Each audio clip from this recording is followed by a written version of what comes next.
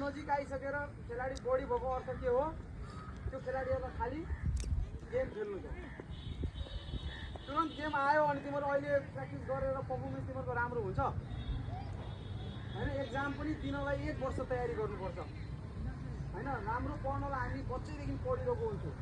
Football कुनै पनि game sports भनेको त्यही हो, लगनशील हुनु पर्यो।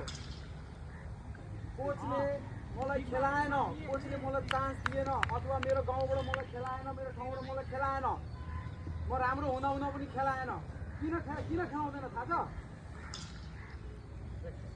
त्योभन्दा राम्रो खेलाडी त्यहाँ हुन्छ कि डिसिप्लिन हुँदैन त्यो खेलाडीमा।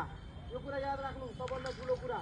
खेलाडी राम्रो हुँदा हुँदा पनि डिसिप्लिन नभएपछि त्यो ठाउँ गाउँ अथवा कोच अथवा टिमले त्यो खेलाडीलाई आफ्नो टिममा समावेश गर्दैन। कोहीले चाहन्छ मेरो टिमको राम्रो प्लेयर बाहिर बसोस् अथवा नखेलोस्, चाहन्छ? म चाहन्छु मेरो प्लेयर राम्रो प्लेयर नखेलोस्। तिमीहरू पनि चाहँदैनस्। तिमीहरूलाई पनि अहिले टिम छान्न दिएपछि तिमीहरूले राम्रो प्लेयरलाई छान्छौ होइन? त्यस्तै हो। त्यसैले फुटबलमा मलाई खेलाएन, मलाई चान्स पाएन होइन, त्यसको लागि मेहनत गरिराख्नु पर्यो। जुन बेला चान्स पायो देखाइदिने। मेन्टलले पनि फुटबल खेल्छ, गेम कुनै पनि स्पोर्ट्स मेन्टलले पनि आधा खेल्ने हो। अब म फिटै छैन, भोलि मेरो गेम छ, त म त आधा मेन्टली डाउन हुन्छु नि, म फिट छैन, म खेल्न सक्दिनँ होला आज होइन? त्यो एउटा फिलिङ आउँछ।